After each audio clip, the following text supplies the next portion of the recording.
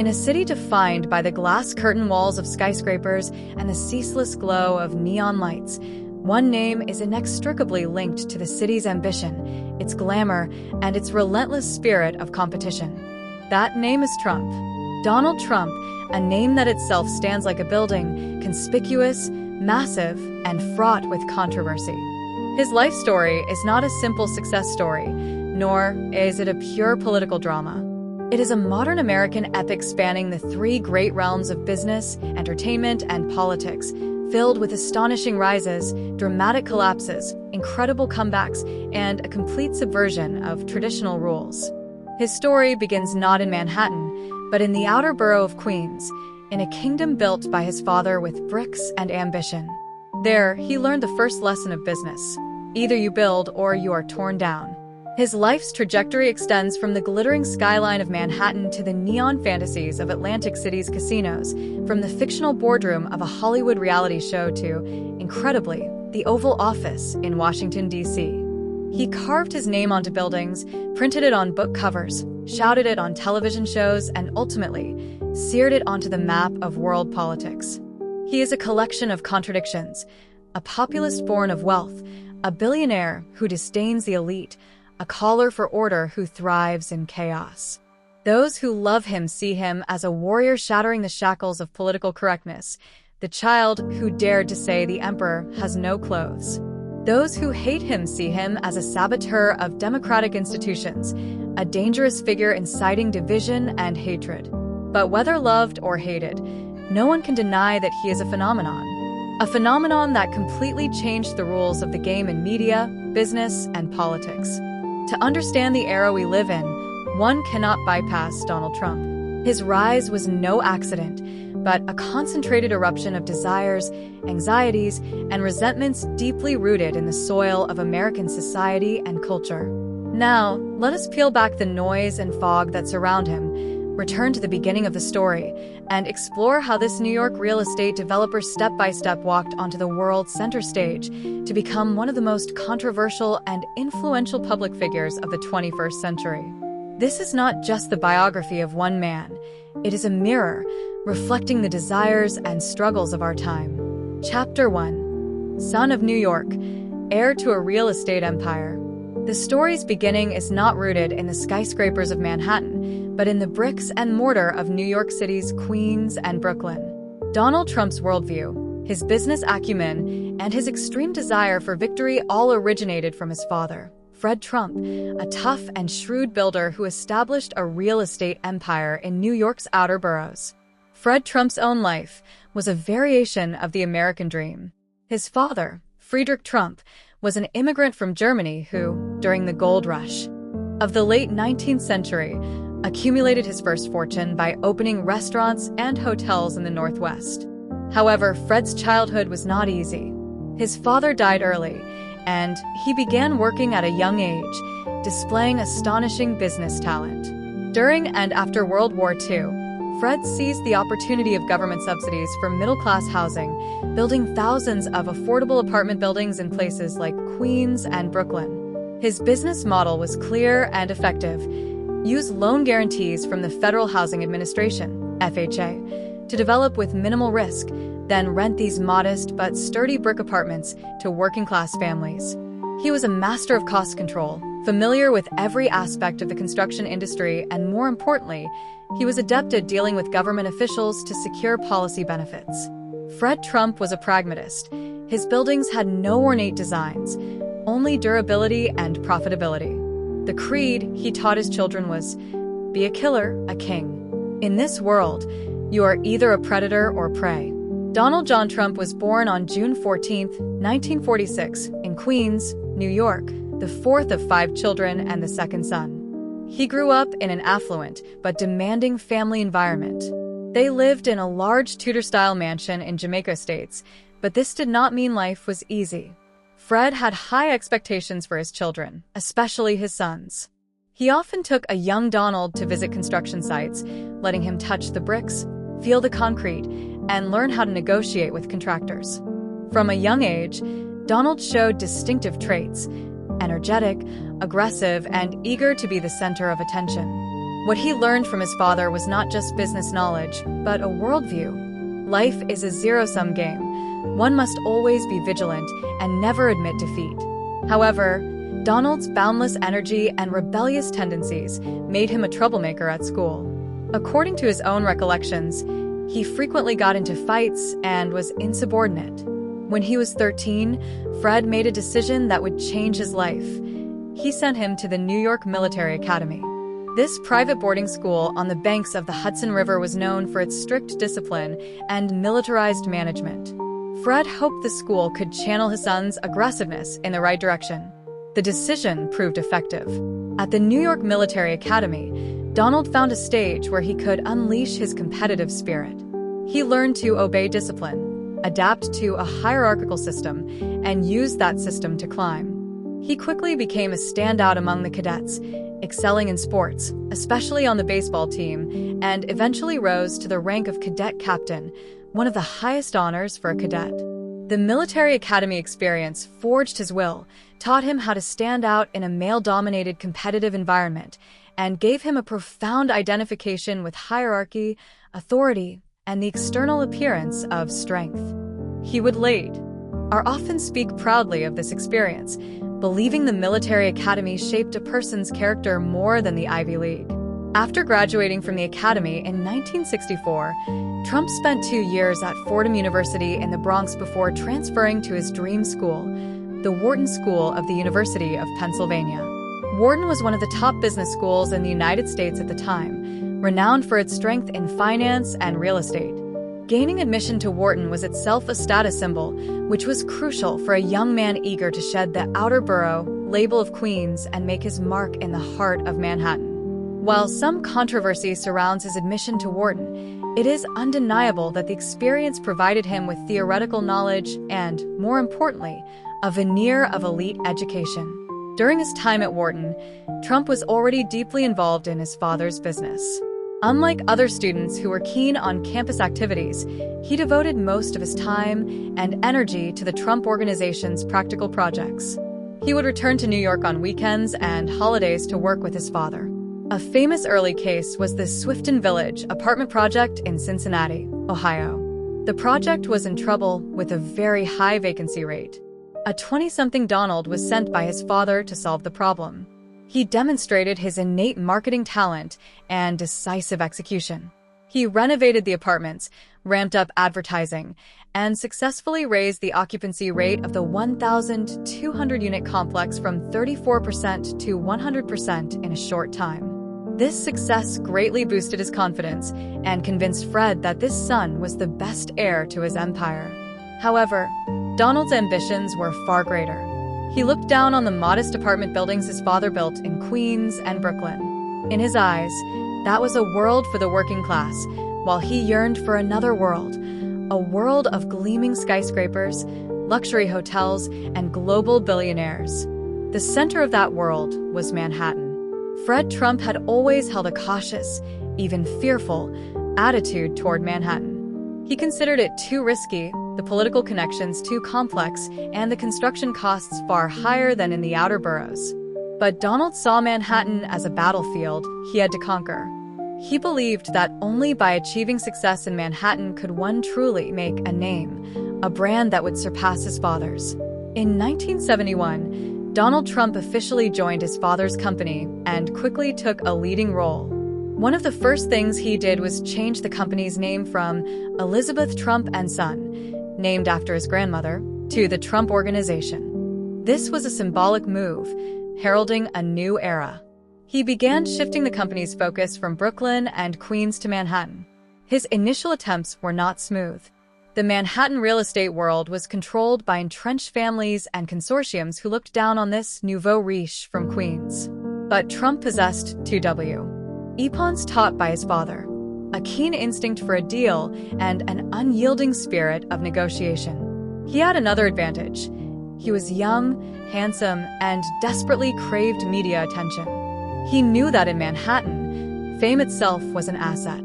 His first major breakthrough came from a project on the verge of bankruptcy, the Commodore Hotel next to Grand Central Terminal. This once magnificent hotel had fallen into disrepair. At the time, New York City was in a severe fiscal crisis, and the city government was eager to revitalize the Midtown area. Trump saw an opportunity. He proposed a bold plan: buy the hotel and completely transform it into a modern, glass-fronted luxury hotel. To achieve this, he had to complete a series of extremely complex operations. He needed to persuade the hotel's owner, the bankrupt Penn Central Railroad, to sell at a low price. He needed to find an experienced hotel operator to partner with, eventually striking a deal with the Hyatt Corporation, and most critically, he needed to obtain an unprecedented tax abatement from the New York City government. It was in the fight for this tax abatement that Trump showcased his extraordinary political savvy. He leveraged his father's connections within the Brooklyn Democratic machine while lobbying high-level city officials directly, painting a beautiful vision of how a new landmark building would revitalize the entire area, bringing jobs and tax revenue to New York City. He used a combination of charm and threats. In the end, he succeeded.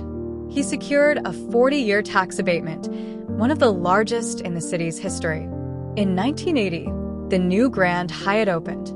Its gleaming glass facade stood in stark contrast to the surrounding old stone buildings, becoming a symbol of New York City's revival. For the 20-something Donald Trump, this was not just a huge business success.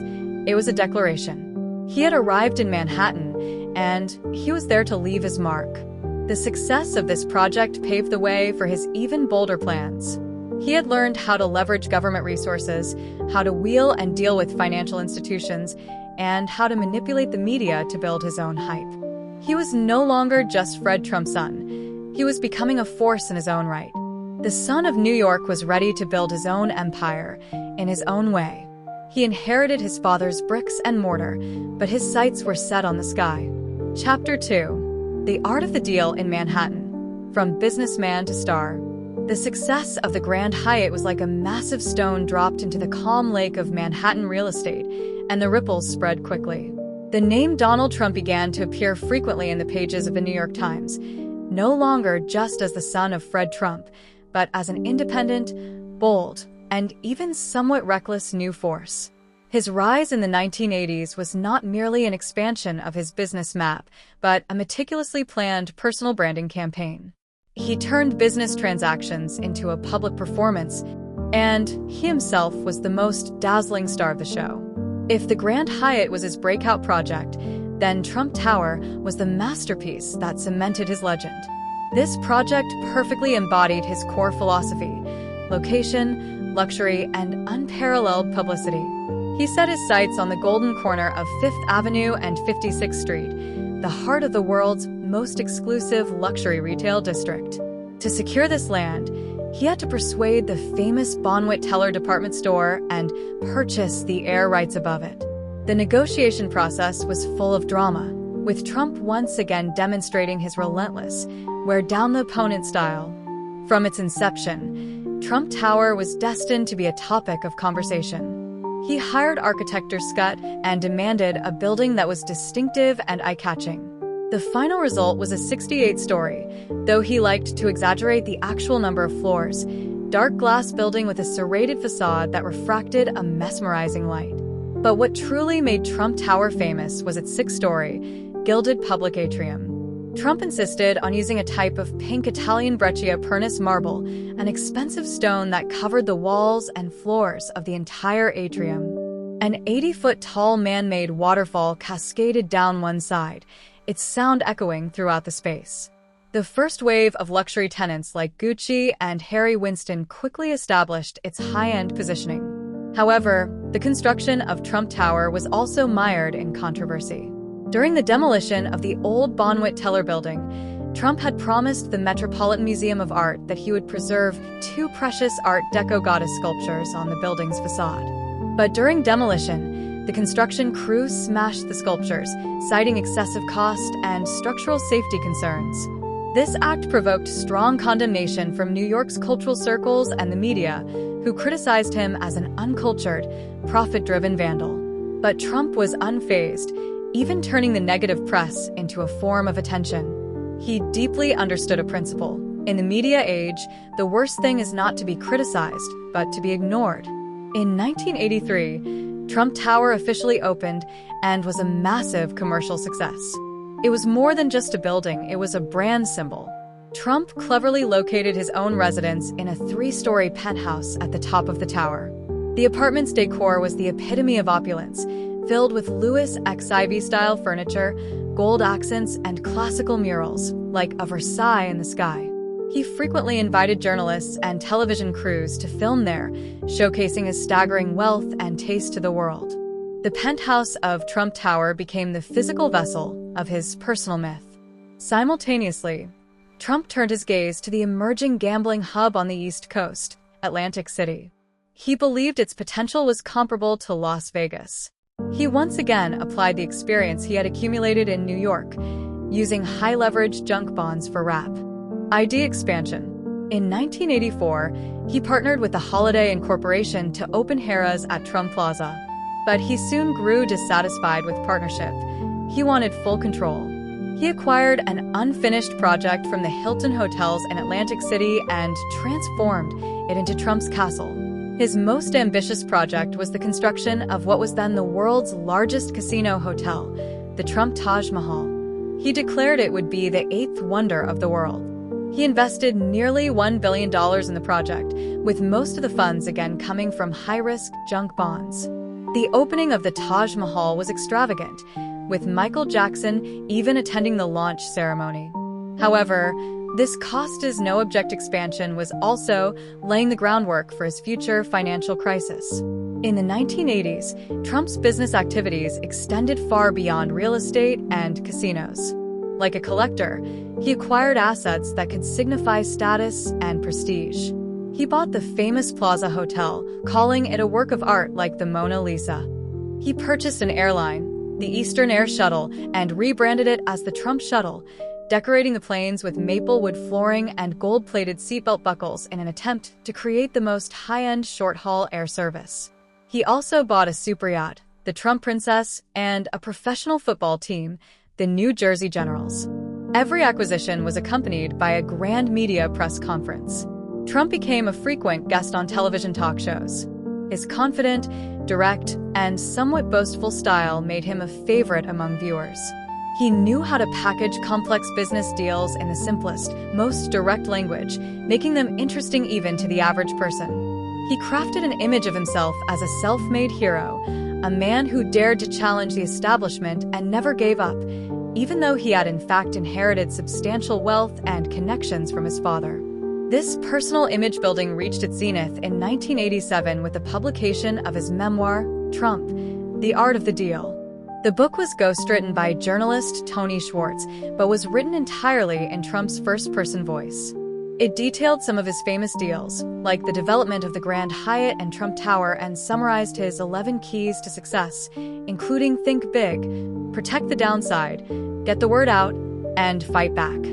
The Art of the Deal became an unexpected mega bestseller, staying on the New York Times bestseller list for nearly a year.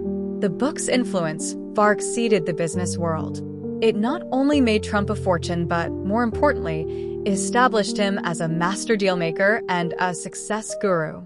Thousands of readers treated the book as a Bible, eager to learn the secrets to getting rich. The image of Trump presented in the book, decisive, shrewd, tough, and unyielding, became deeply ingrained in the public consciousness. He was no longer just a real estate developer. He had become a cultural icon and embodiment of the American dream. However, beneath the book's halo, ghostwriter Tony Schwartz later expressed deep regret. He stated that much of the book's content was a glamorized and packaged version of reality that he created based on interviews and observations of Trump. He felt he had created a character far more appealing and coherent than the real man. Schwartz believed he had put lipstick on a pig, helping Trump construct a powerful but largely fictional public persona. Regardless, by the end of the 1980s, Donald Trump had successfully transformed himself from a businessman into a household name. His name was his brand, representing luxury, success, and insatiable ambition.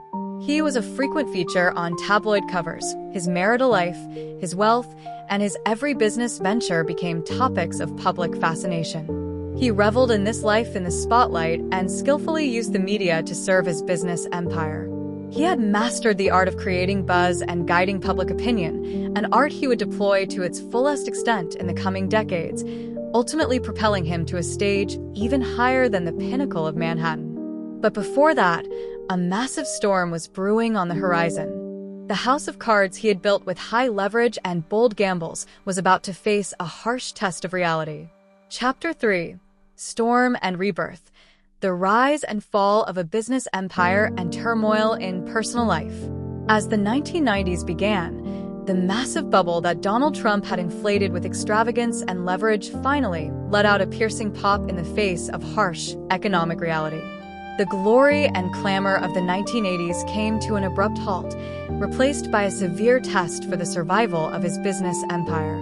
At the same time, his seemingly perfect personal life also collapsed, thrusting him into the center of a media and public opinion firestorm. This period was the darkest valley of Trump's life, but it was also in this valley that he demonstrated astonishing resilience and survival instincts, ultimately completing a crucial transformation. The root of the crisis lay in his over-reliance on high-risk junk bonds for expansion. To build the Taj Mahal Casino, acquire the Trump Shuttle, and purchase the Plaza Hotel, he had taken on billions of dollars in debt.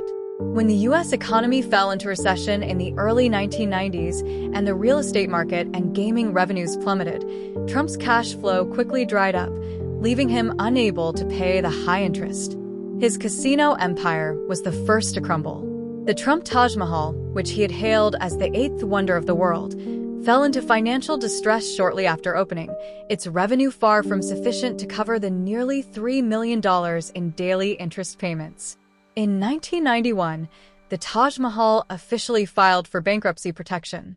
Subsequently, his other two Atlantic City casinos, Trump Plaza and Trump's Castle, also filed for bankruptcy protection in 1992. For a businessman whose brand was success, this was a monumental humiliation. The word bankruptcy was antithetical to the master dealmaker image he had carefully crafted. His personal finances were also on the brink of collapse. His personal debt was reportedly as high as $900 million. The bankers who had once courted him now became cold-hearted creditors. He was forced to sell off a large number of assets to repay his debts, including his yacht, the Trump Princess, and the Trump Shuttle airline. He even faced the risk of losing partial ownership of his signature building, Trump Tower. In one famous meeting, he was surrounded by representatives from over 70 banks discussing how to handle his astronomical debt. At the time, he would walk down the streets of New York, see a homeless person, and think, that guy is $900 million richer than I am because I'm $900 million in debt. Just as his business empire was teetering, his family life also erupted into a public crisis. His marriage to his first wife, Ivana Trump, came to an end. Ivana had been an important business partner, holding a senior position within the Trump organization and participating in several key projects like the Grand Hyatt and Trump Tower. But Trump's affair with a young actress named Marla Maples was exposed by the media, sparking a nationwide scandal. The divorce battle was reported in lurid detail by New York's tabloids. In court documents, Ivana accused Trump of abusive behavior, though she later retracted this claim, while Trump countered that Ivana was a greedy woman. The details of their arguments and the tug-of-war over the division of property became fodder for public gossip. Ivana, or Marla, became one of the hottest social topics of the time. This chaotic divorce not only severely damaged Trump's public image, transforming him from a successful family man into an unfaithful husband, but also brought him immense financial pressure. Facing this dual blow to his business and personal life, many thought Trump's era was over. He became a laughingstock, a classic example of overconfidence leading to failure. However, it was in this desperate situation that Trump's survival instincts were triggered. In his difficult negotiations with the banks, he employed his best strategies: bluffing and delaying. He argued to the bankers that if they forced him into liquidation now, they would get nothing, as his assets were worthless in the depressed market. But if they gave him time and breathing room, allowing him to continue operating and leverage the power of the Trump brand, there might be a chance to revive the assets and eventually repay the debt. He successfully convinced the banks that it was better to let him continue existing as a brand ambassador than to let him fall completely, as this was more beneficial to the value of the assets. The banks eventually agreed to a debt restructuring plan that allowed him to retain control of his core assets, but under extremely strict financial supervision. On the personal front, he eventually reached a divorce settlement with Ivana and soon married Marla Maples.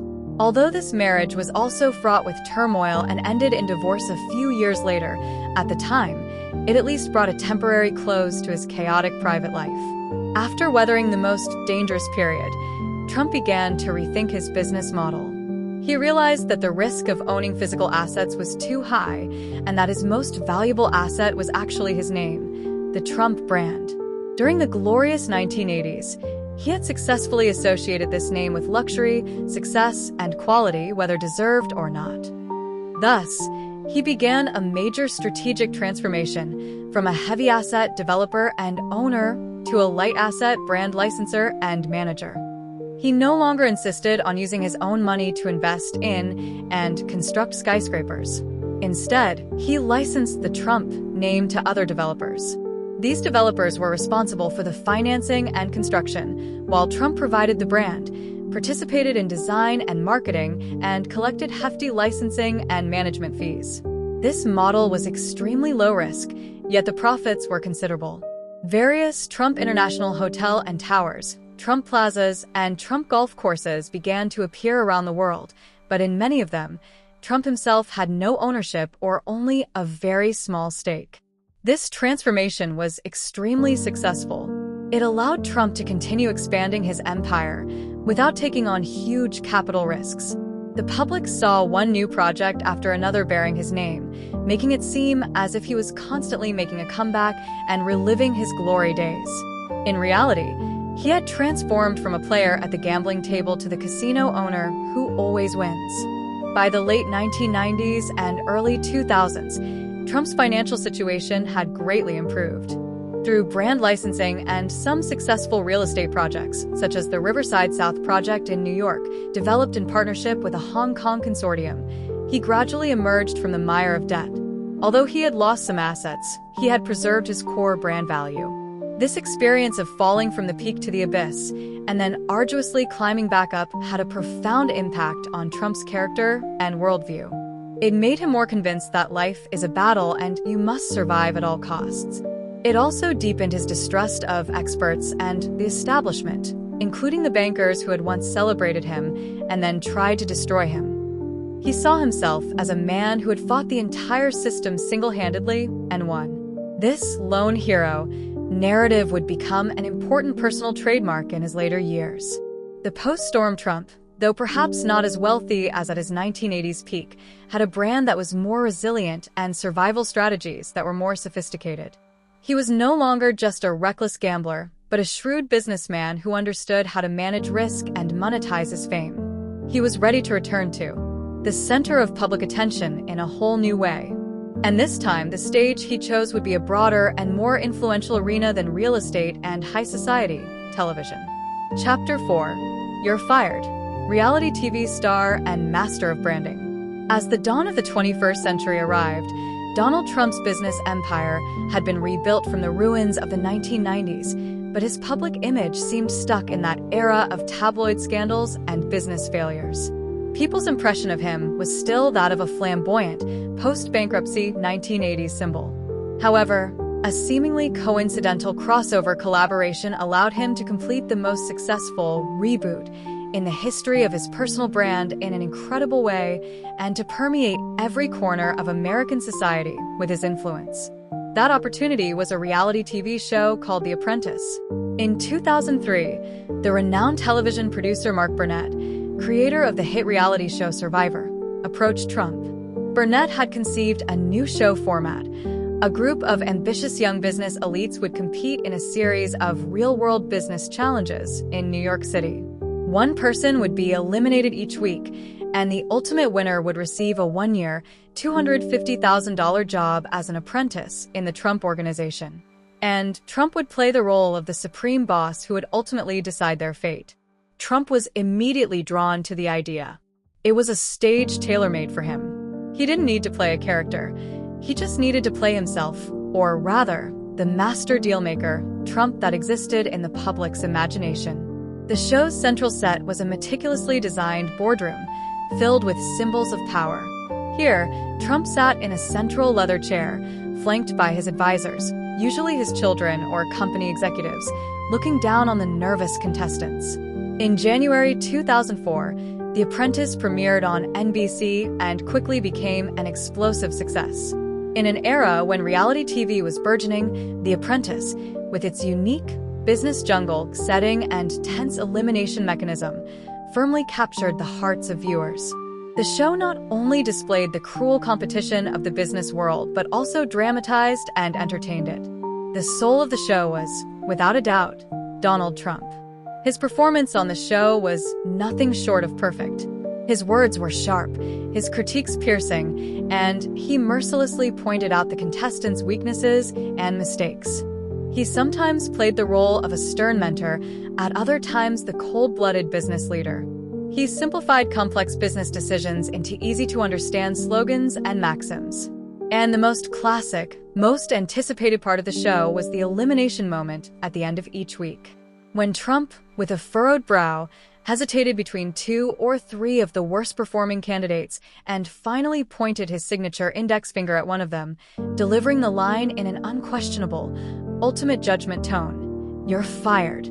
The show reached its climax.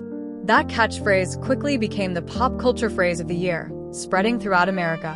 It was printed on T-shirts, appeared in comedy sketches, and became an object of imitation and parody in daily life.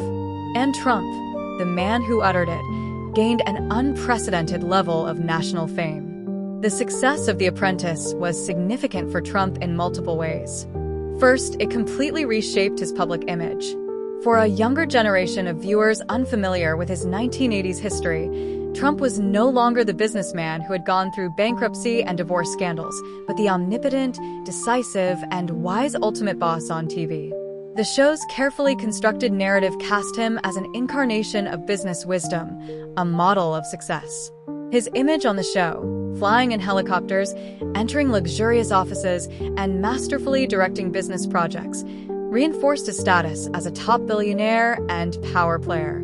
His failures in the 1990s were cleverly repackaged as part of his comeback legend, proving his resilient character.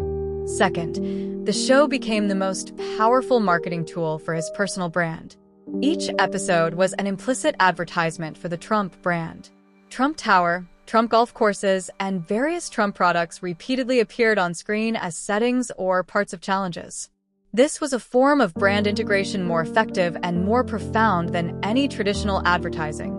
He leveraged the immense fame brought by The Apprentice to launch a massive expansion of licensed products bearing his name, from Trump Steaks and Trump Water to Trump University and Trump the Fragrance for Men. His brand was no longer confined to real estate, but had penetrated all aspects of life.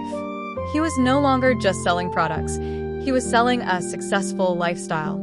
Third, and most importantly, The Apprentice built him a direct bridge into the living rooms of American families. Every week, millions, sometimes tens of millions, of Americans tuned in to watch his show.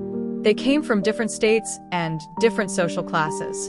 Through the television screen, Trump established a special, virtual connection with these ordinary Americans.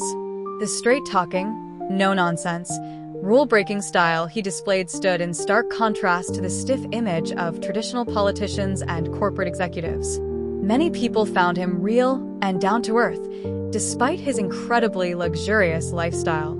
He successfully positioned himself as an outsider, a disruptor who dared to challenge conventions, which laid a crucial foundation for his future foray into politics. Trump hosted The Apprentice and its celebrity spin-off for 14 seasons. Over more than a decade, he transformed from a New York real estate tycoon into a national media personality and cultural phenomenon. He deeply understood the logic of television, knowing how to create conflict, deliver catchphrases, and project the most powerful aura on camera. He no longer needed the New York Times or the Wall Street Journal to report on him. He himself was a media platform. During this period, he also began to express his views on political and social issues more frequently. He would appear on various news talk shows, commenting on current events and criticizing government policies. He particularly liked to talk about America's international trade deficits, arguing that other countries were ripping off the United States. In 2011, he became the most prominent proponent of the birther movement, which questioned then-President Obama's birthplace, repeatedly demanding that Obama release his full birth certificate. Although this move was widely criticized by the mainstream media and political elite as a baseless, racist conspiracy theory, it earned him enormous support and prestige among a segment of the Republican grassroots.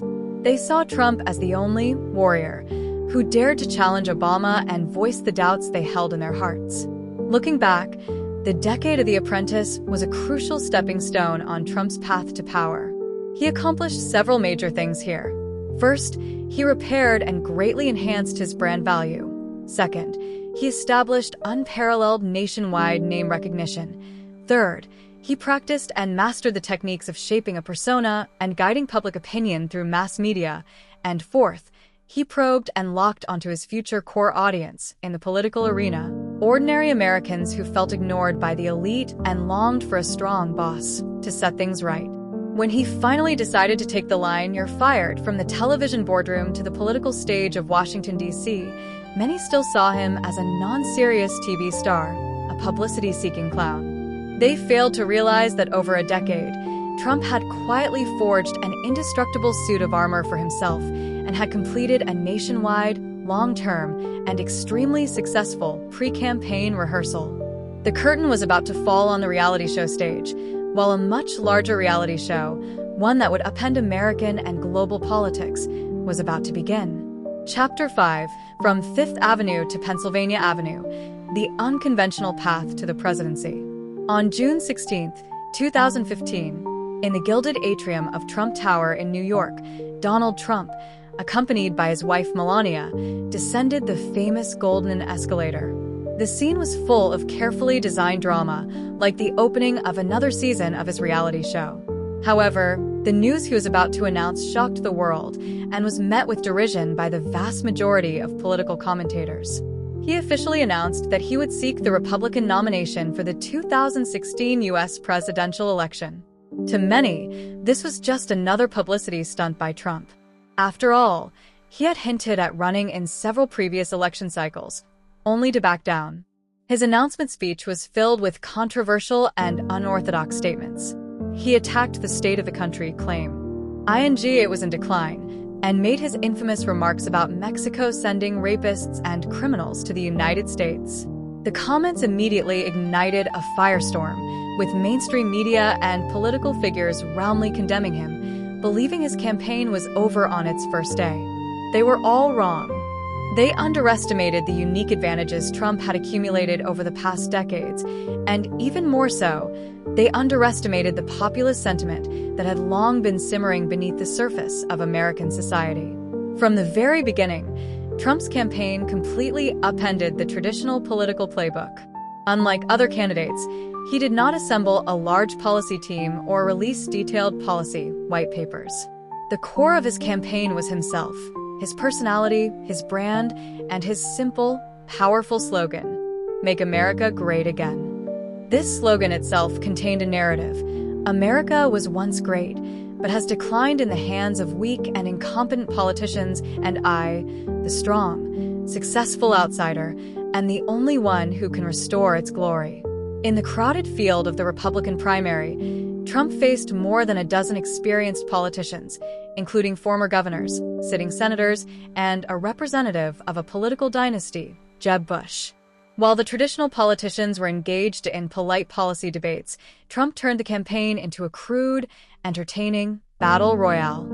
He demonstrated an astonishing ability to manipulate the media. He knew that controversy equals ratings, and ratings equal attention. Every morning, he used his Twitter account to directly broadcast unfiltered, aggressive statements to millions of his followers.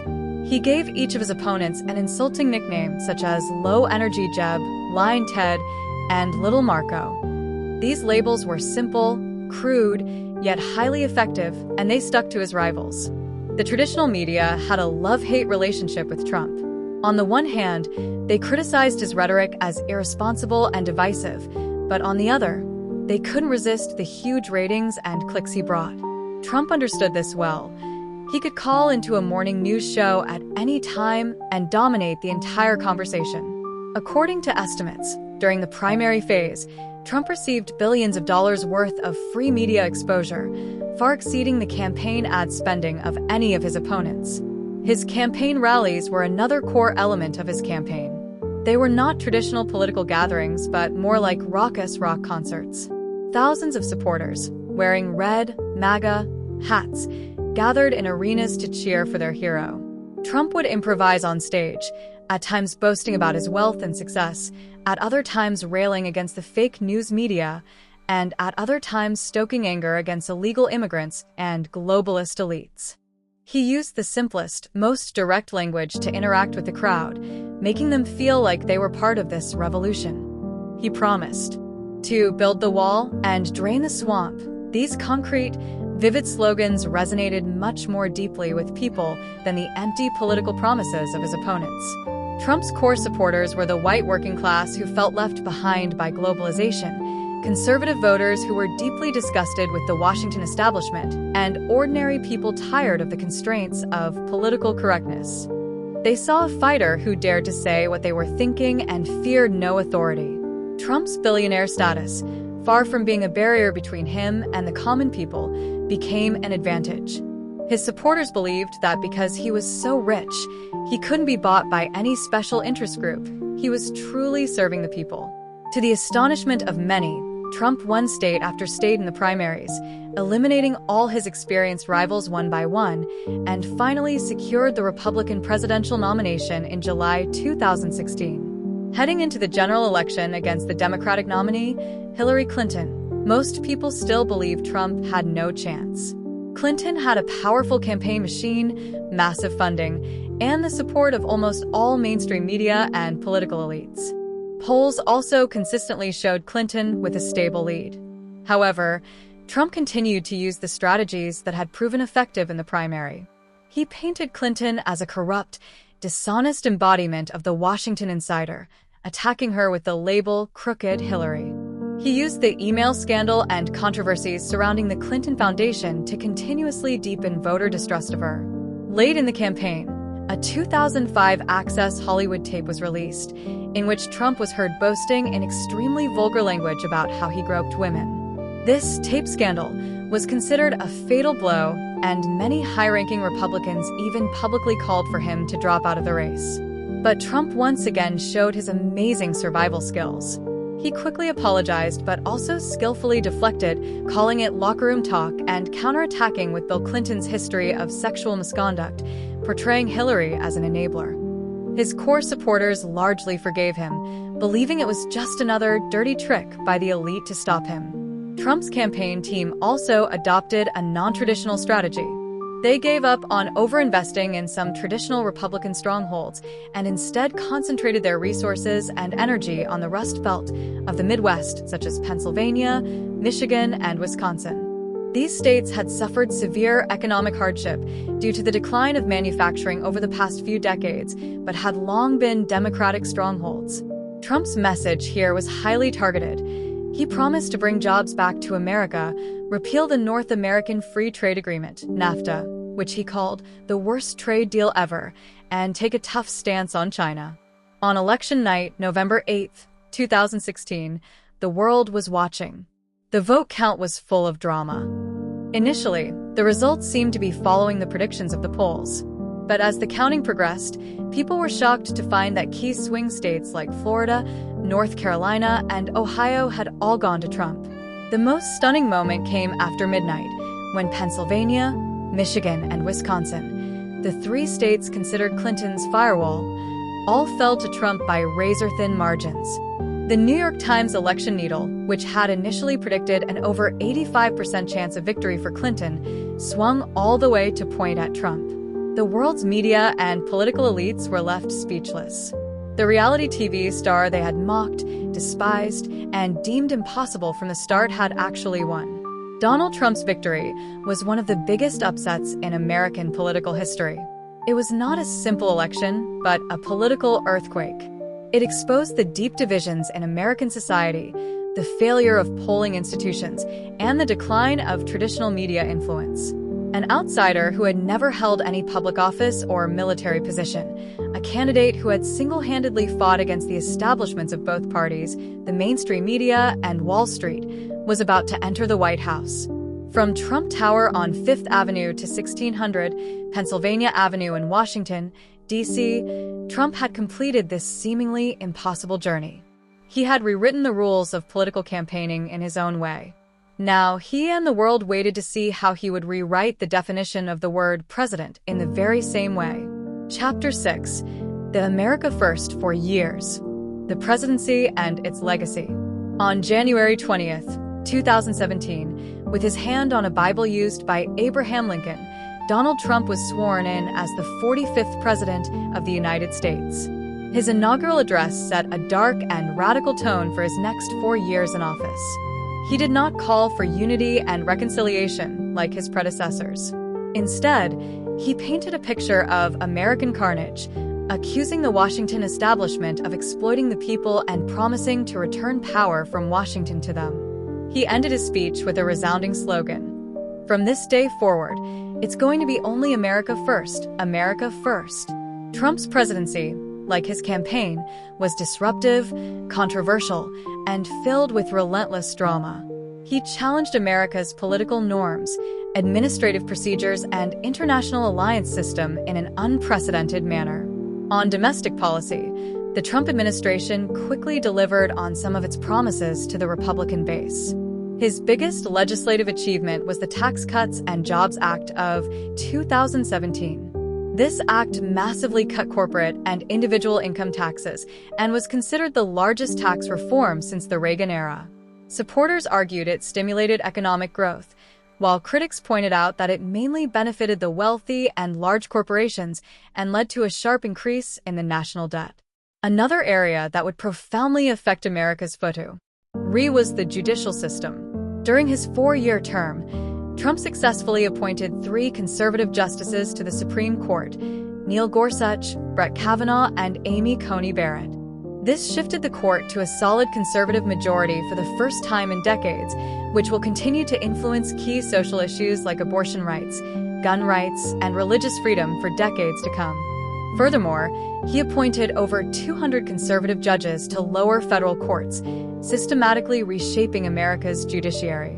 The Trump administration also vigorously pursued a deregulatory agenda, repealing or modifying a large number of Obama-era environmental, financial, and safety regulations.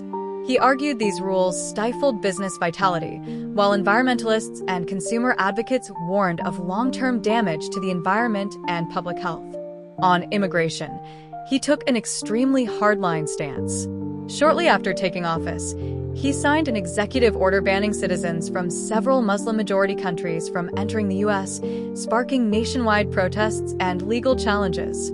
He remained fixated on building a wall on the U.S.-Mexico border, and although progress was slow due to funding issues, building the wall remained his most symbolic policy.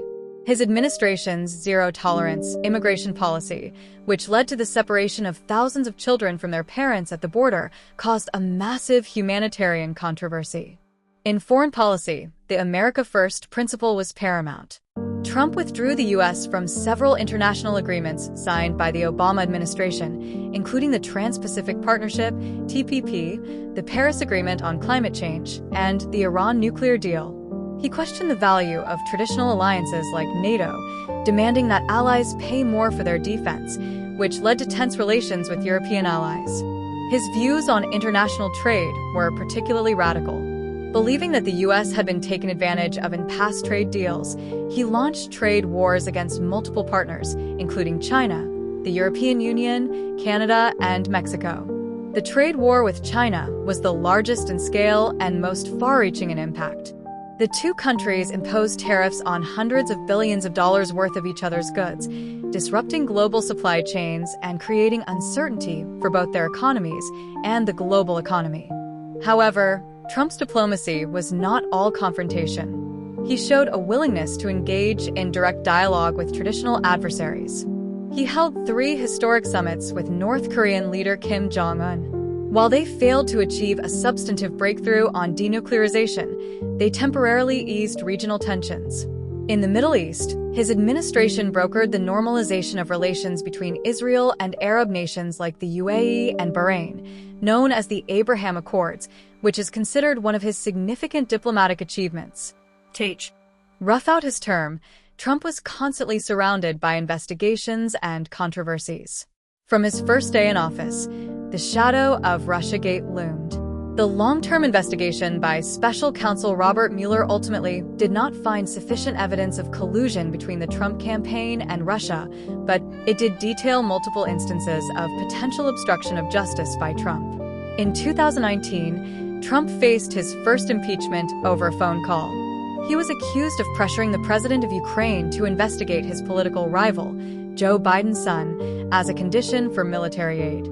The House of Representatives passed articles of impeachment for abuse of power and obstruction of Congress, but he was ultimately acquitted in the Republican-controlled Senate. Trump's governing style was also highly personalized. He frequently changed cabinet members and senior White House staff, leading to constant turmoil within the administration. He continued to use Twitter as his primary tool for policy announcements and communication with the public, bypassing the traditional media, but also often causing unnecessary controversies and diplomatic incidents. His relationship with the press was extremely tense, as he frequently denounced major news organizations as fake news and the enemy of the people. In 2020, a sudden global pandemic, COVID-19, became the ultimate test of his presidency. The Trump administration's response was highly controversial. In the early stages of the pandemic, he was accused of downplaying the threat of the virus and promoting unproven treatments. He publicly disagreed with his own government's scientific advisors, like Dr. Anthony Fauci. Although his administration launched Operation Warp Speed, which facilitated the development of vaccines at an unprecedented rate, the U.S. ultimately had one of the highest COVID-19 death tolls in the world. The pandemic not only devastated the American economy, but also exacerbated political polarization. Against this backdrop, Trump faced the 2020 presidential election against former Vice President Joe Biden. The election was held in the shadow of the pandemic and economic recession, with record-breaking voter turnout. In the end, Biden won the election. However, Trump refused to concede the results. He baselessly claimed that there was widespread fraud in the election and, along with his legal team, filed dozens of lawsuits in multiple states, almost all of which were dismissed. He pressured election officials to find enough votes to overturn the results. This 2-month-long challenge to the election results was unprecedented in modern American history and severely eroded public trust in the democratic system. The storm reached its apex on January 6, 2021. On that day, Congress was holding a joint session to certify Biden's victory. Trump delivered an inflammatory speech to thousands of his supporters near the White House, again claiming the election was stolen and encouraging them to march to the Capitol. Subsequently, some of the protesters turned into a mob, broke through security, and stormed the U.S. Capitol, interrupting the certification process and forcing lawmakers to evacuate. This event, known as the Capitol Riot, shocked the United States and the world and was widely seen as a direct assault on American democracy. Following the event, the House of Representatives initiated a second impeachment against Trump for incitement of insurrection, making him the only president in U.S. history to be impeached twice. Although he was again acquitted in the Senate, as he had already left office, the incident served as a dark final chapter to his tumultuous presidency. After leaving office, Trump returned to his Mar-a-Lago estate in Florida, but he did not disappear from the political stage. He continues to hold enormous influence over the Republican Party, with his endorsed candidates winning elections at various levels. He faces multiple legal investigations, including those concerning his handling of classified documents after leaving office and his role in attempts to overturn the 2020 election results. Donald Trump's presidency was undoubtedly one of the most polarizing and controversial periods in American history. His supporters see him as a patriot who broke the mold, kept his promises, and fought for forgotten Americans. They believe he revived the economy, appointed excellent judges, and defended America's interests on the world stage. His critics, however, see him as a dangerous demagogue who undermined democratic norms, incited social division, and damaged America's international reputation. They argue his policies exacerbated inequality and his words and actions destroyed trust in government and the media. However, history ultimately judges him. One thing is certain: Donald Trump profoundly changed America. He changed the Republican Party, he changed the way a president acts, and he changed the boundaries of political discourse. His life story, from a New York real estate speculator to a world-famous television star, to a world order-disrupting president of a superpower, is itself a modern legend filled with surprise, controversy, and immense impact. And his story is far from over. Thank you for listening. If you enjoyed our content, please don't forget to click the subscribe button and turn on notifications so you won't miss more in-depth biographies and historical stories we release in the future. We look forward to seeing you in our next program.